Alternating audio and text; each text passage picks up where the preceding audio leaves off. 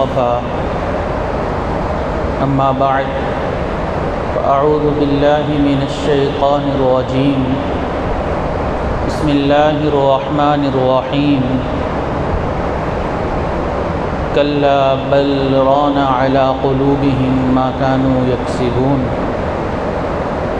سبحان ربك رب العزة عما يصفون وسلام على المرسلين والحمد لله رب العالمين اللهم صل على سيدنا محمد وعلى آل سيدنا محمد وبارك وسلم اللهم صل على سيدنا محمد وعلى آل سيدنا محمد وبارك وسلم اللهم صل على سيدنا محمد وعلى آل سيدنا محمد وبارك وسلم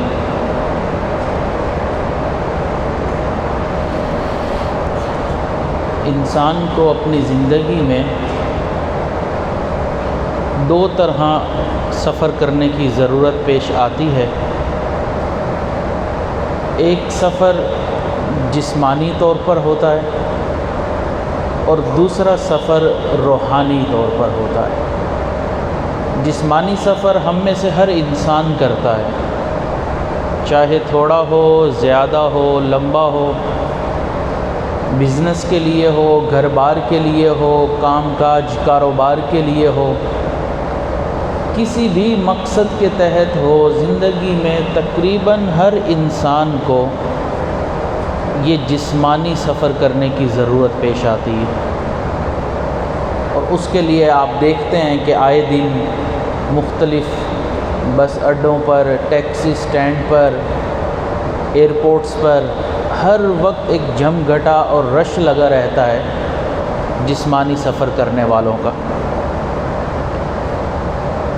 اسی طرح اللہ رب العزت کے کچھ ایسے نیک بندے بھی ہوتے ہیں جن کو اللہ رب العزت یہ تڑپ ان کے دل میں پیدا فرما دیتے ہیں کہ ہمیں گناہوں سے نیکیوں کی طرف روحانی سفر کرنا ہے، ہمیں مخلوق سے کٹ کر خالق سے ملنا ہے، ہمیں دنیا سے ہٹ کر آخرت کی طرف جانا ہے۔ اس سفر کو روحانی سفر کہتے ہیں، یہ باطنی سفر کہلاتا ہے۔ اس میں انسان ظاہری طور پر سفر تو نہیں کرتا، لیکن اپنے باطن میں وہ انسان اللہ رب العزت کی طرف لوٹ کر آتا ہے۔ اور یہ سفر ہر مسلمان ایمان والے پر لازم ہے کہ وہ مخلوق سے کٹ کر خالق کی طرف کا سفر کرے۔ لازم ہے کہ انسان دنیا سے کٹے اور آخرت سے جڑے، اپنی دنیا کی بجائے آخرت کو سنوارنے پر محنت کرے۔ اس لیے ایک بزرگ فرمایا کرتے تھے کہ اے انسان، تو دنیا کے لیے اتنی محنت کر لے جتنا تو نے دنیا میں رہنا ہے، اور آخرت کے لیے اتنی محنت کر لے جتنا تو نے آخرت میں رہنا ہے۔ اب دنیا میں تو انسان رہتا ہے 50، 60، 70 سال، اور آخرت کی زندگی ہمیشہ ہمیشہ کی زندگی، کبھی نہ ختم ہونے والی زندگی۔ تو اب اس سے اندازہ لگائیں کہ ہمیں آخرت کے لیے کتنی محنت کی ضرورت ہوگی۔ تو جب بھی انسان ظاہری سفر کرتا ہے یا باطنی سفر کرتا ہے تو ان دونوں چیزوں میں، ان دونوں اسفار میں ایک چیز کامن ہوتی ہے، جس کو کہتے ہیں کہ کسی راہبر کی ضرورت پڑے، کسی مرشد کی، کسی شیخ کی، رہنمائی کرنے والے کی، رہنما کی ضرورت پڑتی ہے انسان کو۔ اس لیے اگر آپ ظاہری سفر پر باہر نکلیں، آپ کو راستہ معلوم نہ ہو تو آپ کو مختلف جگہوں پر راستہ معلوم کرنے کی ضرورت پیش آتی ہے، تو وہ آپ کے رہبر بن جاتے ہیں کہ آپ یہاں سے سیدھا چلے جائیں، پھر دائیں مڑ جائیں، بائیں مڑ جائیں، تو وہ ایک رہبر ہی ہے نا جو آپ کو راستہ بتا رہا ہے۔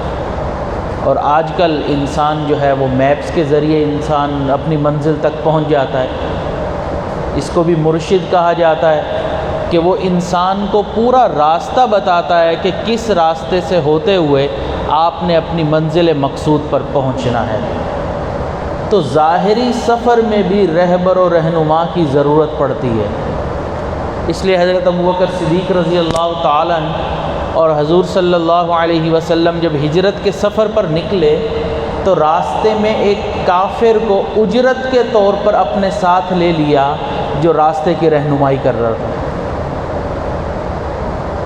اب حضرت ابوبکر صدیق رضی اللہ تعالیٰ عنہ سے اس نے پوچھا کہ آپ کے ساتھ جو بندہ ہے یہ کون ہے، یہ شخصیت کون ہے؟ تو آپ نے اس وقت فرمایا یہ وہ ہیں جو میرے راستے کی رہنمائی کرتے ہیں۔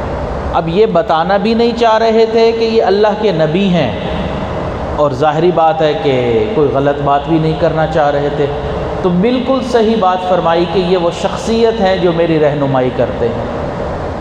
تو اگر ظاہری طور پر سفر کرنے کے لیے انسان کو شیخ کی یا کسی رہبر کی ضرورت پڑتی ہے، تو باطنی طور پر بھی جب انسان سفر کرتا ہے تو لازماً اس کو کسی شیخ اور مرشد کی ضرورت پڑتی ہے۔ رہبر کا تعین کیے بغیر انسان روحانی سفر کر نہیں سکتا۔ ایک مستقل دشمن ہے جو پیچھے لگا ہوا ہے اور انسان کو سیدھے راستے سے ہٹانے کی محنت میں لگا ہوا ہے، اور ہم سمجھتے ہیں کہ ہم اس کا مقابلہ کر لیں گے۔ ہمیں اندازہ نہیں ہے کہ ہمارا دشمن کتنا مضبوط ہے۔ آپ اندازہ لگائیں نا کہ دنیا میں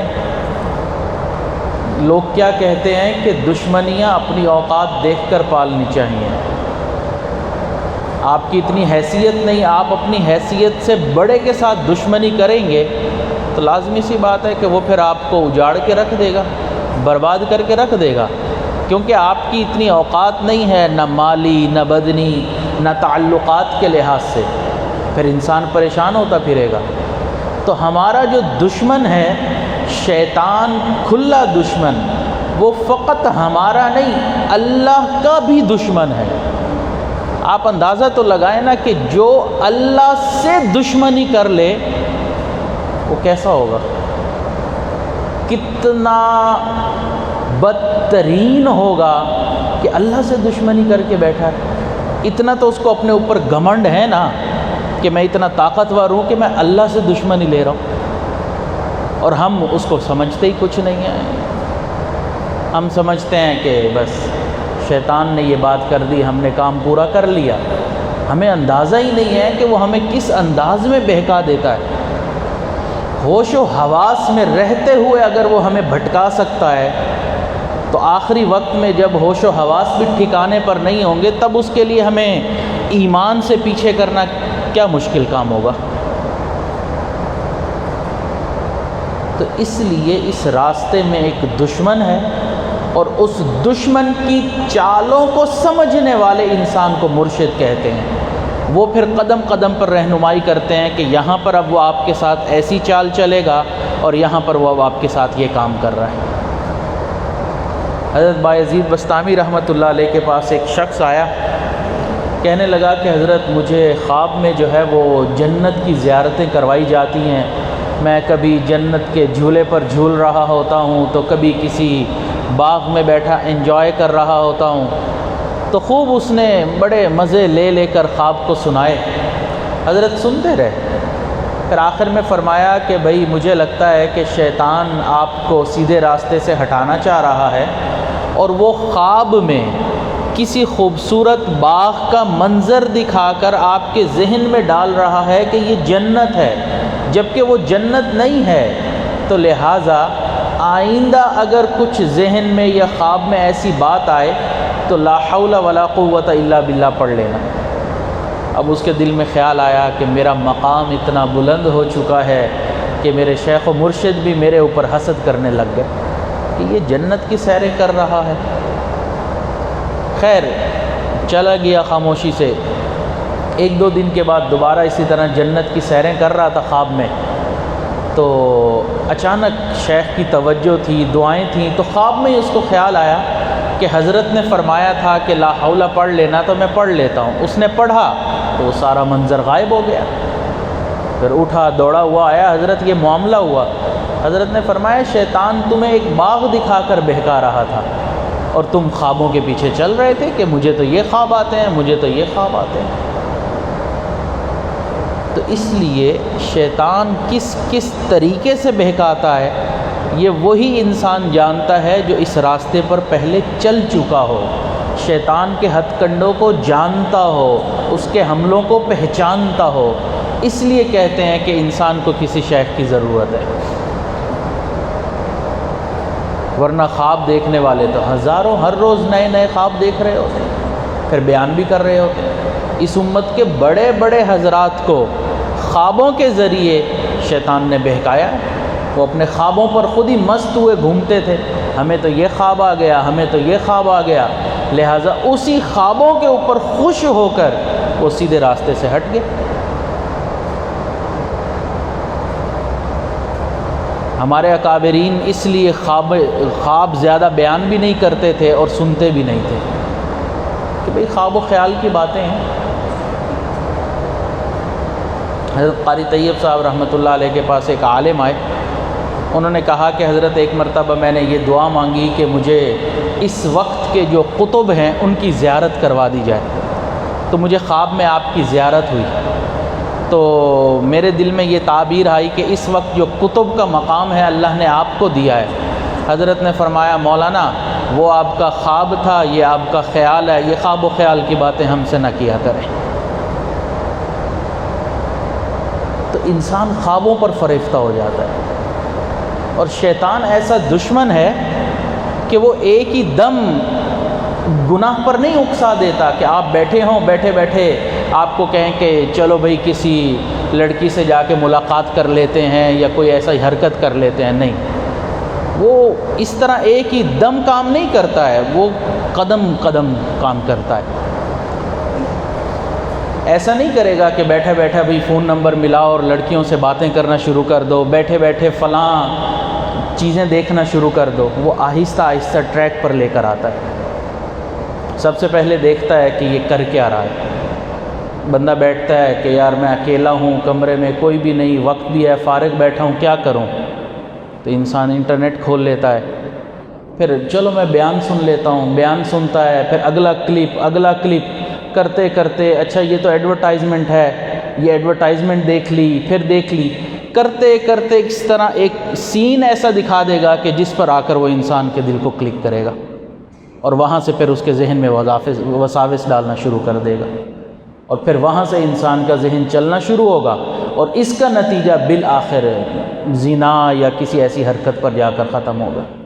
تو وہ ایک ہی دم ایکسٹریم پر نہیں لے کر جاتا، ایک ایک قدم اٹھاتا ہے۔ اس لیے تو قرآن مجید میں یہ فرمایا گیا کہ شیطان کے قدموں کو بھی فالو نہیں کرنا، کہ بھئی یہ تو قدم کے نشان ہیں، اس کو فالو کرنے سے کیا ہوگا، اس کا انجام برا ہوگا۔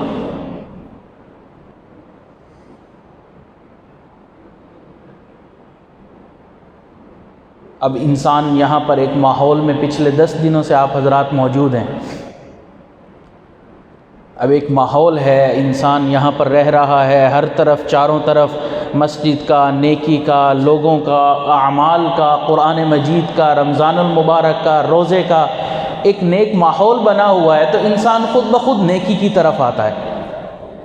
اب کل پرسوں جب بھی رمضان المبارک کا اختتام ہوگا، اب ایک ہی دم ایسا تھوڑی ہوگا کہ ہماری ایمانی کمزوری حالت اتنی کمزور ہو جائے کہ ہم گناہوں میں پڑ جائیں۔ وہ شیطان بڑا دشمن ہے، وہ ایک ہی دم کبھی بھی نہیں کرے گا، آہستہ آہستہ۔ پہلے مثال کے طور پر رمضان میں آپ نے ترتیب بنائی کہ میں نے 10 سپارے پڑھنے ہیں، 5 سپارے، وہ 4 پر لے کر آئے گا، 3 پر لے کر آئے گا، 3 4 5 مہینے تک 1 سپارے پر لے آئے گا، پھر ہو سکتا ہے 6 مہینے کے بعد 1 سپارہ بھی دن میں انسان نہ پڑھے۔ اس طرح کام کرتا ہے، آہستہ آہستہ، ایک ہی دم اٹیک نہیں کرتا کہ ایک ہی دم بس تلوار سے وار کیا اور اس کو مار دیا۔ تو اس لیے انسان شیطان کے حملوں کو سمجھے، اور رہبر اور رہنما جو ہے ان سے تعلق اس لیے رکھا جاتا ہے کہ وہ بتاتے رہتے ہیں کہ شیطان کیسے حملے کرتا ہے۔ اور بیعت کی بھی یہی حکمت ہوتی ہے کہ انسان جب بیعت کرتا ہے تو اس کے اوپر انسان اپنے شیخ کو گواہ بنا رہا ہوتا ہے کہ میں آپ کو گواہ بنا رہا ہوں کہ میں آپ کے سامنے اللہ سے توبہ کر رہا ہوں۔ دیکھیں ہمارے گناہوں پر تو گواہ بہت سارے ہیں، زمین بھی ہے، فرشتے بھی دیکھ رہے ہیں، جنات بھی دیکھ رہے ہیں، ایسی ایسی مخلوقات بھی ہے جن کا ہمیں پتہ نہیں، وہ گواہی دے سکتے ہیں، لیکن ہم نے توبہ کی یا نہیں کی اس پر کیا گواہی ہے؟ توبہ تو انسان بند کمرے میں بھی کر سکتا ہے، لیکن مجمع میں توبہ کرنا، کسی شیخ کے ہاتھ پر توبہ کرنے کا مقصد ہی یہی ہوتا ہے کہ قیامت والے دن اس کی توبہ پر بھی تو کوئی گواہ موجود ہو نا، کہ اللہ اس نے توبہ کی تھی، اس نے آپ کے سامنے رجوع کیا تھا۔ تو اس لیے انسان جب توبہ کرتا ہے، بیت کے کلمات پڑھتا ہے، پھر مشائخ اس کو ذکر و اشغال بتاتے ہیں کہ اب آپ درود شریف پڑھیں، قرآن مجید کی تلاوت کریں، استغفار پڑھیں، اس کو اذکار کہتے ہیں، اور جو مراقبہ ہوتا ہے اس کو اشغال کہتے ہیں۔ تو قدم قدم پر انسان کو رہبر کی ضرورت پڑتی ہے۔ اب یہاں پر دو طرح کے پھر سالک ملتے ہیں، ایک وہ کہ جب بیعت کرتے ہیں تو شروع میں ہی اتنی سختی اپنے اوپر کرنا شروع کر دیتے ہیں کہ ہر چیز چھوڑ چھاڑ کے بس ہم نے تو آج سے نیت کر لی ہے کہ ہم نے اتنے سپارے پڑھنے ہیں، اتنی 1000 مرتبہ استغفار پڑھنا ہے، اتنا درود شریف پڑھنا ہے، 4 5 6 دن کا جذبہ، اور اس کے بعد جذبہ ٹھنڈا، پھر 100 مرتبہ بھی استغفار کی توفیق نہیں ہوتی۔ اور دوسرے وہ ہوتے ہیں جو کہتے ہیں کہ شیخ نے کہا ہے کہ 100 مرتبہ پڑھنا ہے تو ہم نے 100 مرتبہ ہی پڑھنا ہے، لیکن مستقل پڑھتے رہتے ہیں۔ تو ہمارے مشائخ نے فرمایا کہ وہ سالک بہتر ہے جو اعمال تو ظاہر میں کم کر رہا ہے لیکن استقامت کے ساتھ کر رہا ہے۔ اس لیے نبی علیہ الصلوۃ والسلام نے ارشاد فرمایا کہ اللہ تعالیٰ کو وہ اعمال بہت پسند ہیں جو مسلسل کیے جائیں اگرچہ تھوڑے کیوں نہ ہوں۔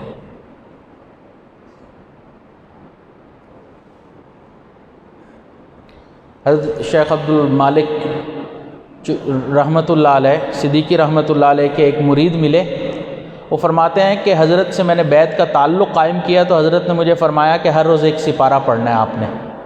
تو کہنے لگے آج 43 سال ہو گئے ہیں، ایک دن بھی زندگی کا نہیں گزرا کہ میں نے سپارہ نہ پڑھا، بس ایک سپارہ روزانہ پڑھتا۔ تو یہ اعمال شریعت نے زیادہ پسند کیے کہ ظاہر میں بے شک کم ہے لیکن مستقل مزاجی کے ساتھ ہے، مستقل انسان اعمال کر رہا ہے۔ بعض مرتبہ جذبے میں آ کے سالک بیٹھ جاتے ہیں اور پھر اگلے دن کہتے ہیں اب ہماری ہمتیں جواب دے گئیں، اب ہمارے سے نہیں ہو پا رہا، ہمارے اوپر بوجھ ہے، اب ہم نہیں کر پا رہے۔ اس لیے مشائخ جتنا بتاتے ہیں کہ کم کریں، آپ کو کم بھی لگے آپ اتنا ہی کریں۔ پھر جب انسان اس راستے پر چلتا ہے، ذکر و اشغال کرتا ہے، تو ظاہری بات ہے اس کو اللہ تعالیٰ کچھ کیفیات بھی عطا فرماتے ہیں، اس کے دل کی حالت بدلتی ہے، اس کی نماز کی کیفیت بدل جاتی ہے، تلاوت قرآن کی کیفیت بدل جاتی ہے، اس کے روزانہ کے جو معاملات ہوتے ہیں ان کی کیفیات بدلتی ہیں۔ پھر سالک کو چاہیے کہ ان کیفیات کی حفاظت بھی کرے۔ ایسا تو نہیں ہے نا کہ پیالے کے اندر دودھ تو ڈال دیا، اب اس دودھ کی حفاظت نہیں کرنی۔ بھئی دودھ ڈالنے میں اتنی محنت کی ہے، اب دودھ جب آ گیا پیالے میں، اب اس کو انڈیلنا تو نہیں ہے نا، اس کو سنبھال کے تو رکھنا ہے۔ تو اس لیے پھر ان کیفیات کی سالک کے اوپر حفاظت بھی ضروری ہے کہ جو کیفیات اللہ تعالیٰ نے ان کو عطا کی ہیں اب وہ ان کی حفاظت کرے۔ لیکن بعض مرتبہ ایسا ہوتا ہے کہ ایسی کیفیت ہوتی ہے کہ دل چاہتا ہے کہ میں اعمال کرتا رہوں، نماز میں بھی لطف آ رہا ہے، تلاوت میں بھی لطف آ رہا ہے، انسان اعمال کرتا ہے تو اس کو لطف آتا ہے، اور بعض مرتبہ ایسا ہوتا ہے کہ نماز پڑھنے کو بھی دل نہیں چاہ رہا ہوتا، قرآن مجید کی تلاوت کو بھی دل نہیں چاہ رہا ہوتا۔ تو اس کو قبض کی کیفیت کہتے ہیں کہ انسان کے اوپر ایک قبض کی کیفیت آ گئی کہ اب اعمال کرنے کو دل نہیں چاہ رہا۔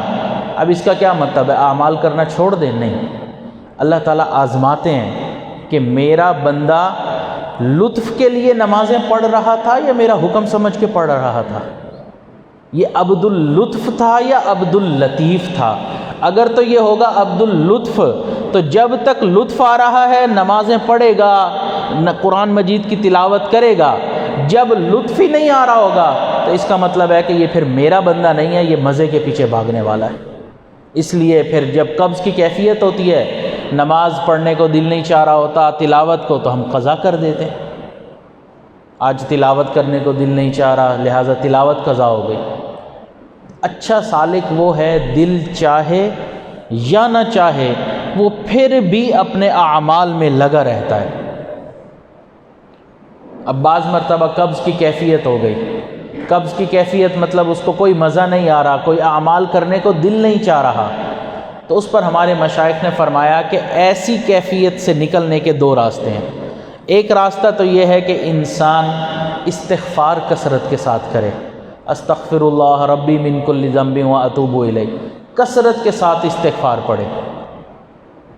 ہم لوگ شاید استغفار کو اتنا مضبوط وظیفہ سمجھتے نہیں ہیں اتنا، کیونکہ جب بھی کسی کو استغفار بتایا وہ کہتے ہیں حضرت وہ تو ہم پڑھتے ہی ہیں، کوئی اور وظیفہ بھی بتا دیجیے۔ تو ایمان ہی نہیں ہے کہ استغفار سے ہماری کیفیات ٹھیک ہوں گی، تو ٹھیک ہی کیسے ہوں گی؟ جبکہ قرآن مجید میں استغفار پر جتنا زور دیا گیا ہے کسی اور چیز کے اوپر نہیں دیا گیا۔ استغفار کیا ہے؟ اللہ کی طرف رجوع کرنا، اللہ سے مانگنا، اللہ سے گناہوں کی معافی مانگنا، اور ہم اس چیز کو اتنی اہمیت ہی نہیں دے رہے ہوتے۔ آپ کوئی آیت بتا دیجئے، آپ کوئی سورت بتا دیجئے، فلاں اکابر کا کوئی وظیفہ بتا دیجئے، بھی جو وظیفہ قرآن میں اللہ بتا رہے ہیں اگر اس پر ہمارا اتنا کامل یقین نہیں ہے تو باقی وظائف کیا کریں گے؟ کثرت سے استغفار کرے انسان ایسے موقع پر کہ اللہ میری یہ جو کیفیت ہے اس کو ختم فرما دیجیے۔ اور دوسری قبض کی کیفیت سے نکلنے کے لیے انسان اپنے شیخ کو اپنے حالات بتائے اور ان سے توجہات لے، ان کی دعائیں لے۔ وہ پھر جب توجہات دیتے ہیں تو پھر انسان کی کیفیات جو ہیں وہ اللہ تعالیٰ واپس لوٹا دیتے ہیں۔ حضرت شیخ الہند رحمۃ اللہ علیہ جب مالٹا کی جیل میں تھے تو حضرت کے متعلقین میں سے حضرت مفتی کفایت اللہ دہلوی رحمۃ اللہ علیہ جو اس وقت جوان تھے، وہ فرماتے ہیں کہ میری عجیب و غریب کیفیت تھی کہ شیخ مرشد استاد جو ہیں وہ جیل میں ہیں، حالات عجیب و غریب ہو رہے ہیں، تو کبھی کبھی ایسا میرے دل میں خیال آتا کہ ایسے جینے سے تو مر جانا اچھا ہے۔ کنویں کو دیکھتا تو خیال آتا کہ اس کے اندر چھلانگ ہی مار دوں، یعنی کہ ایک قسم کے خودکشی کے خیالات آ رہے تھے۔ فرماتے ہیں کہ میں اس کیفیت میں بڑا پریشان تھا کہ یہ میرے ساتھ کیا چل رہا ہے، تو میں نے نیت کی کہ میں تھانہ بھون جاتا ہوں۔ تو میں تھانہ بھون کے لیے جب اسٹیشن پر پہنچا تو پتہ چلا کہ وہاں سے ٹرین یا بس جو تھی وہ چل پڑی ہے، تو میں اس میں نہیں بیٹھ سکا۔ تو میں نے سوچا کہ میں آج کی رات جو ہے وہ حضرت سہارنپوری رحمۃ اللہ علیہ کی خدمت میں چلا جاتا ہوں، کل وہاں سے تھانہ بھون چلا جاؤں گا۔ فرماتے ہیں کہ میں وہاں سے سہارنپور آ گیا۔ تو اب ظاہری بات ہے کہ جو طالب ہوتا ہے وہ چاہتا ہے کہ میرا مطلب پورا ہو جائے، تو کہتے ہیں کہ رات کا وقت ہوا تو میں نے حضرت سے عرض کی کہ حضرت آج میری یہ کیفیت ہے، سمجھ ہی نہیں آ رہا کہ بس دل چاہتا ہے کہ مر جاؤں، کچھ کیفیات بھی عجیب سی ہو رہی ہیں، قبض کی کیفیت ہے۔ تو حضرت سہارنپوری رحمۃ اللہ علیہ نے فرمایا کہ رات کے وقت جب میں ذکر کے لیے بیٹھوں تو آپ میرے ساتھ آ کے بیٹھ جانا اور آپ بھی اپنا ذکر شروع کر دینا۔ تو حضرت مفتی کفایت اللہ صاحب رحمۃ اللہ علیہ فرماتے ہیں کہ حضرت تہجد کے وقت جب ذکر میں بیٹھے تو میں بھی بیٹھ گیا، تو مجھے ایسے محسوس ہونے لگا کہ جیسے کوئی میرے دل میں داخل ہو کر دل کو نچوڑ رہا ہے اور میرے دل سے کوئی کالے رنگ کی چیز نکل رہی ہے، یہ ایک کیفیت محسوس ہوئی۔ فرماتے ہیں کہ وہ رات گزر گئی تو اگلے دن پھر حضرت نے فرمایا کہ آپ تھانہ بھون چلے جائیں، واپسی پر دوبارہ میرے پاس ایک دن کے لیے آئیں۔ کہتے ہیں میں اگلے دن تھانہ بھون چلا گیا، کچھ دن وہاں رہا، واپسی پر پھر میں 2 دن لے کر سہارنپور آیا، اور حضرت نے مجھے فرمایا کہ آج رات دوبارہ میرے ساتھ بیٹھنا اور ذکر کرنا۔ فرماتے ہیں کہ جب میں دوبارہ اس رات بیٹھا تو اس رات مجھے ایسا محسوس ہوا کہ جیسے کوئی سفید نور میرے دل میں داخل ہو رہا۔ تو شیخ کی یہ توجہات ہوتی ہیں کہ انسان کو اپنے دل کی کیفیت کا اندازہ ہو جاتا ہے کہ اب بدل گئی ہے، تو انسان شیخ سے توجہات لے۔ اگر کوئی قبض کی کیفیت ہے یا کوئی ایسا مسئلہ ہے، چونکہ یہ شکایت عام ہوتی ہے کہ ہمارا معمولات میں دل نہیں لگتا، نماز میں دلچسپی نہیں ہے، تلاوت میں دلچسپی نہیں ہے، مراقبہ کرنے کو دل نہیں چاہتا، تو اس حوالے سے چند باتیں عرض کرنی تھیں۔ حضرت مولانا رشید احمد گنگوہی رحمۃ اللہ علیہ فرماتے ہیں، ان سے کسی نے پوچھا کہ حضرت میرے دل کی وہ کیفیت نہیں ہے جو ہونی چاہیے، ایسے لگتا ہے کہ توفیق ہی چھن گئی ہو مجھ سے نیک اعمال کی۔ تو اس پر حضرت نے کچھ وجوہات بتائیں کہ یہ وجوہات ہوتی ہیں جس کی وجہ سے تمہاری کیفیات کے ساتھ یہ ہوا۔ اب وہ وجوہات سن لیجئے تاکہ ہمیں پتہ چل جائے کہ آئندہ اگر ہماری کیفیات میں اونچ نیچ ہوتی ہے تو ان وجوہات میں سے کوئی ایک وجہ ہوگی، تو ہم اس کا علاج بھی کر سکتے ہیں۔ اس میں سے سب سے پہلی وجہ ہے، حضرت نے فرمایا ناجنس کی صحبت۔ یہ جو ناجنس کی صحبت ہوتی ہے نا، یہ انسان کی کیفیات کو ختم کر دے۔ ناجنس کی صحبت سے کیا مراد ہے کہ جس نہج پر آپ زندگی گزار رہے ہیں، آپ جن کے ساتھ ملتے جلتے ہیں، وہ اس نہج پر زندگی نہیں گزار رہے ہیں، وہ کسی اور طرز پر زندگی گزار رہے ہیں۔ مثال کے طور پر اگر آپ دیندار ہیں، مسجد آنا جانا ہے، ذکر مراقبے میں ہے، لیکن آپ کی دوستی ایسے لوگوں کے ساتھ ہے جو سگریٹ بھی پیتے ہیں، نہ نمازوں کی فکر نہ تلاوت کی فکر، تو آپ جب بھی ان لوگوں کے پاس جا کر بیٹھیں گے نا، چاہے دوستی ہے، چاہے رشتہ داری ہے، چاہے جو بھی رشتہ ہے، آپ کی کیفیات میں رد و بدل آئے گی۔ تو اس کو ناجنس کی صحبت کہا جاتا ہے۔ ناجنس کی صحبت سے مراد صرف جو ہے یہ غیر محرم کی یا بے ریش لڑکوں کی، ان کی صحبت نہیں کہلاتی۔ ناجنس کی صحبت وہ بھی کہلاتی ہے جو انسان کی زندگی سے ہٹ کر لوگ ایسے لوگوں سے دوستیاں نہیں کر لیتے کہ یار پڑوسی ہے، دوستی ہے، کیا کریں، اب نبھانی تو ہے نا۔ وہ اس سے دوستیاں کیا نبھاتے ہیں، اپنے روحانیت کا ہی بیڑا غرق ساتھ ساتھ کر رہے ہوتے ہیں۔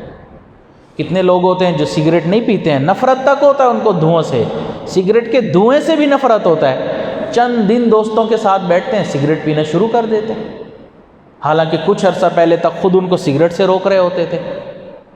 تو ان کے اوپر ان کی صحبت کا کیا اثر ہونا، ان کی صحبت کا ان کے اوپر اثر ہو جاتا ہے، اور یہ اپنی دوستی یاری میں، جی دین اسلام نے تو رشتے نبھانے کی بات کی ہے، دین اسلام نے تو وفا کی بات کی ہے، تو دین اسلام نے یہ بھی تو بات کی ہے نا کہ ایسے لوگوں کی صحبت سے بچو، بری صحبت سے بچو۔ وہاں جا کے ہمیں دین اسلام کے حکم یاد نہیں آتے۔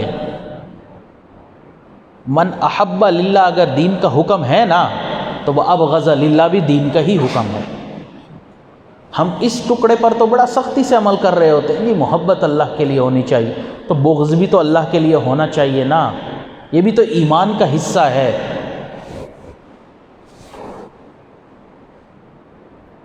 ہمارے والدین کو کوئی گالیاں دے رہا ہو سر عام کھلے عام، ہم پھر بھی کہنے جی محبت ہے ہمیں تو آپ سے، چاہے وہ جو مرضی کرتا پھرے، کوئی بھی غیرت مند انسان ایسا نہیں کرے گا۔ ہم دیکھ رہے ہیں کہ اس کی صحبت میں جانے سے پہلے ہم کیسے اعمال کرتے تھے، نیکی والے تھے، اب کیسے ہو گئے ہیں، نہیں دوستی تو ہے نا۔ تو ناجنس کی صحبت کی وجہ سے ہماری کیفیات جو ہیں وہ انسان کا بیڑا غرق ہو جاتا ہے پھر۔ تو سب سے پہلی چیز ہے ناجنس کی صحبت، اور دوسرا ہے مشتبہ غذا، کہ انسان ایسا کھانا کھا لے جس کا پتہ ہی نہ ہو کہ حلال ہے یا حرام ہے، بس جو سامنے آیا جسٹ ٹریش کین سمجھو، اٹھاؤ اور کھانا کھا لو۔ اس لیے مشائخ نے فرمایا سالک پر لازم ہے کہ تحقیق کرے کہ میں کسی کے ہاں جا کے کھانا کھا رہا ہوں یا بازار کا کھانا کھا رہا ہوں، یہ حلال بھی ہے یا نہیں ہے۔ ہم تو اس چیز کو دیکھتے ہی نہیں، بس جو کھانا ہے ہم نے اٹھایا اور کھانا کھا لیا۔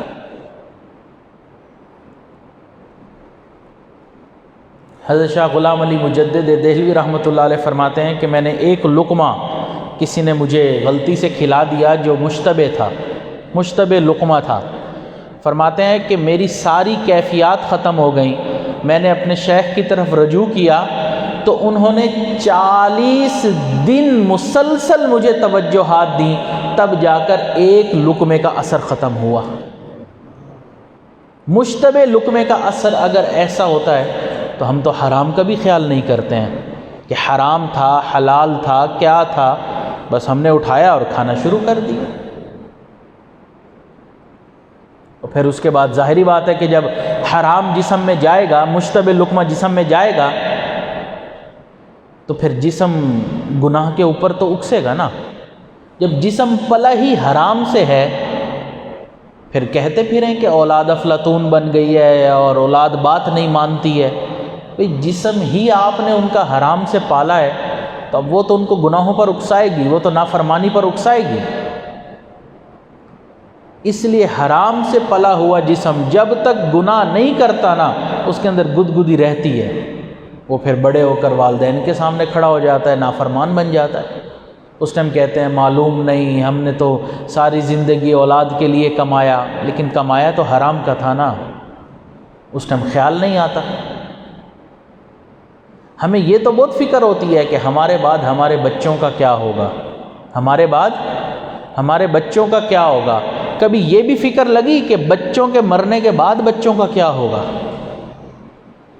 آخرت کی تو ہمیں ان کی فکر نہیں ہوتی ہے، بس ہمارے بعد ہمارے بچے پتہ نہیں دنیا میں کیسے رہیں گے۔ وہ دنیا میں تو زندگی گزار لیتے ہیں، ان کا آخرت میں کیا بنے گا یہ سوچنے والی بات ہے۔ تو اس لیے ہم یہ نیت کریں کہ آج کے بعد ہم نے خود بھی حلال کھانا ہے اور ہم نے آگے اپنی اولادوں کو بھی حلال ہی کھلانا ہے۔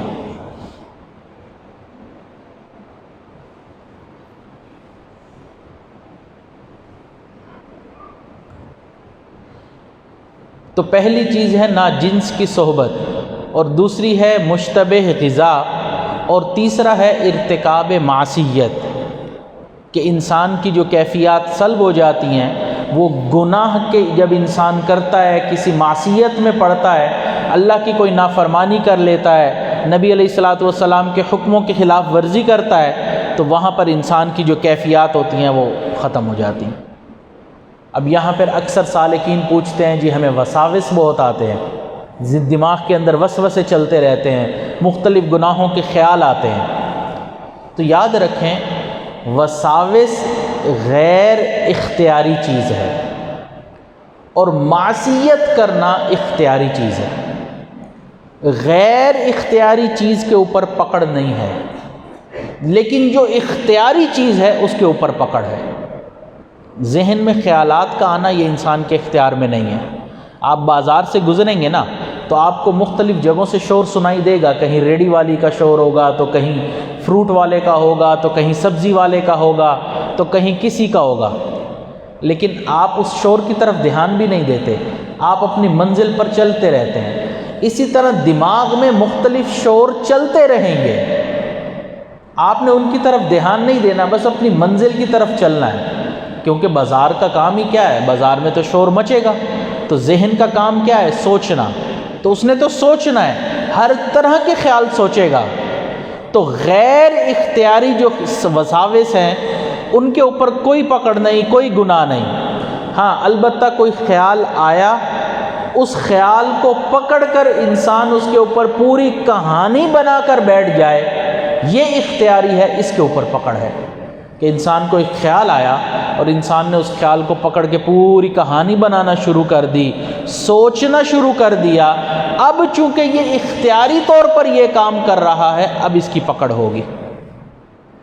اس لیے حضرات صحابہ کرام نے جب عرض کیا اے اللہ کے نبی ہمیں بہت زیادہ وساوس بھی آتے ہیں، تو نبی صلی اللہ علیہ وسلم نے فرمایا ان وساوس کے آنے سے تمہارا دل خوش ہوتا ہے یا تنگ ہوتا ہے؟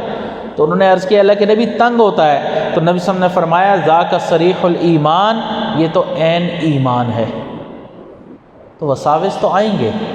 اب دیکھیں نا، ایک ٹریفک ہے، چوک ہے، جہاں ہر طرف سے ٹریفک آ رہی ہے، کیونکہ چوک ہے، اس کا کام ہے، وہاں ٹریفک نے آنا ہی آنا ہے۔ وہاں پر ٹریفک کا آنا برا نہیں ہے، لیکن وہاں پر ٹریفک کے آ کر جم جانا، ٹریفک کا رک جانا، یہ برا ہے۔ تو ذہن میں خیالات کا آنا برا نہیں ہے، خیالات کا جما لینا، اس کے اوپر پوری کہانی بنا لینا، یہ برا ہے۔ تو وساوس سے بعض نوجوان پریشان ہو جاتے ہیں، جی آگے پیچھے تو ایسا خیال نہیں آتا، لیکن جیسے ہی مراقبے میں بیٹھتے ہیں بڑے خیالات آتے ہیں، جیسے ہی ذکر کرنے بیٹھتے ہیں بڑے خیالات آتے ہیں۔ بھئی شیطان بھی تو پیچھے ہے نا، نفس بھی پیچھے لگا ہوا ہے نا، انہوں نے بھی تو آپ کو ذکر سے ہٹانا ہے نا، تو وہ کیسے ہٹائیں گے؟ تو وساوس کے ذریعے ہی تو ہٹائیں گے۔ اور سالک پریشان ہو کے اٹھ کے بیٹھ جاتا ہے، جی نہیں جی مراقبہ کرتے ہیں تو عجیب و غریب خیالات ہیں، وہ تو اپنے مقصد میں کامیاب ہو گیا۔ وہ دشمنی کیا جس کی چالوں کا سمجھ میں آ جائے۔ تو اس لیے شیطان کی چالوں کئی دفعہ سمجھ میں بھی نہیں آتی، شیخ بتاتا ہے اس کی چال ہے۔ جی ہم نماز پڑھتے ہیں، نماز میں ایسے ایسے خیالات آتے ہیں کہ نماز کے علاوہ بھی نہیں آتے، بھی شیطان بھی تو اپنا زور لگائے گا نا تاکہ ہم نماز نہ پڑھیں، ہماری نماز خراب ہو۔ تو اس لیے وساوس کے آنے سے یا اس طرح خیالات کے آنے سے انسان پریشان نہ ہو، اعمال سے پیچھے نہ ہٹے، اعمال میں لگا رہے۔ تو ناجنس کی صحبت، مشتبہ کھانا کھا لینا، اور تیسری بات انہوں نے فرمائی کہ انسان جو گناہ کرتا ہے، معصیت کرتا ہے، اس کی وجہ سے یہ کیفیات ختم ہو جاتی ہیں۔ تو یہ تین باتیں ہم اپنے ذہنوں میں رکھیں کہ آئندہ کے لیے اگر کوئی ایسی کیفیت ہو تو اپنی پوری زندگی پہ نظر ڈالیں کہ ان تینوں میں سے ایسی کون سی بات ہو گئی کہ جس کی وجہ سے ہماری کیفیات ختم ہو گئی ہیں، یا پہلے جیسا ہمیں لطف نہیں آ رہا، یا پہلے جیسے ہمارے معمولات نہیں چل رہے، کیا وجہ ہے؟ تو چونکہ اب آگے اپنے اپنے گھروں میں انسان نے جانا ہے تو یہ حالات پیش آنے ہی آنے ہیں۔ انسان اس ماحول سے باہر نکلے گا تو بالکل الگ ماحول میں جائے گا۔ تو اس حوالے سے یہ چند باتیں آپ کے سامنے عرض کر دیں تاکہ ہمیں آگے جو ہے زندگی گزارنے میں بھی آسانی ہو، اور اللہ تعالیٰ نفس اور شیطان کے ہتھ کنڈوں سے ہمیں محفوظ فرمائے۔ دعا ہے کہ اللہ تعالیٰ جو ہماری باطنی کیفیات ہیں اللہ تعالیٰ ان کو دوام عطا فرمائے، اس کے اندر بہتری عطا فرمائے، اور ہمیں روحانی طور پر کامل مسلمان بن کر زندگی گزارنے کی توفیق عطا فرمائے۔ وآخر دعوانا ان الحمد للہ رب العالمین۔ تھوڑی دیر کے لیے مراقبہ کر لیجیے۔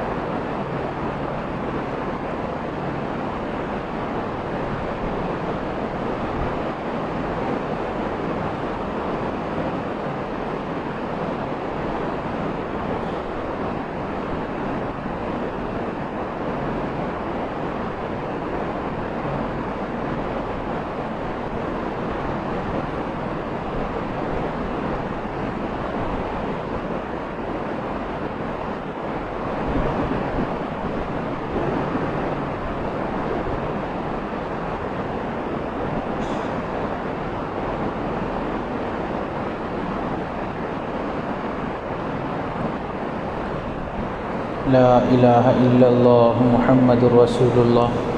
سبحان ربی العلی الوہاب اللہم صلی علی سیدنا ربنا آتنا فی الدنیا حسنۃ وفی الآخرۃ حسنۃ وقنا عذاب النار۔ اللہ ہم سب کے صغیرہ کبیرہ گناہوں کو معاف فرما، اللہ ہماری خطاؤں سے درگزر فرما۔ اللہ جتنے احباب یہاں موجود ہیں اللہ سب کی دلی نیک مرادوں کو پورا فرما، اللہ سب کی دلی نیک تمناؤں کو قبول فرما۔ اللہ جو جو نیک مقصد لے کر آئے اللہ سب کو نیک مقاصد میں کامیابی عطا فرما۔ اللہ ہم سب کو اپنی رضا نصیب فرما، اپنی لقاء نصیب فرما، اللہ اپنی محبت نصیب فرما، اپنی معرفت نصیب فرما۔ اللہ ہمیں اپنا قرب نصیب فرما، اللہ ہمیں اپنا عشق نصیب فرما، اے اللہ ہمیں اپنی رضا نصیب فرما، اللہ ہمیں اپنی جنت نصیب فرما، اللہ ہمیں اپنی رحمتوں سے حصہ نصیب فرما، رحم و کرم والے معاملے فرما۔ اللہ کبھی بھی نفس و شیطان کے حوالے نہ فرما، کبھی بھی دشمن کے حوالے نہ فرما، کبھی بھی غیر کے حوالے نہ فرما، ہمیشہ اپنی سرپرستی والا معاملہ فرما۔ اللہ ظاہری اور باطنی ہر طرح کی بیماری سے کامل شفا نصیب فرما۔ اے اللہ دور قریب جتنے لوگوں تک آواز پہنچ رہی ہے اللہ سب کی دلی نیک مرادوں کو پورا فرما۔ اے اللہ ہماری ان دعاؤں کو اپنی رحمت سے قبول فرما۔ اے اللہ جو مانگا عطا فرما، جو مانگنا چاہیے تھا نہیں مانگ سکے ہمیں وہ بھی عطا فرما۔ ربنا تقبل منا انک انت السمیع العلیم وتب علینا انک انت التواب الرحیم۔ صلی اللہ تعالی علی خیر خلقہ سیدنا محمد وعلی آلہ واصحابہ اجمعین برحمتک یا ارحم الراحمین۔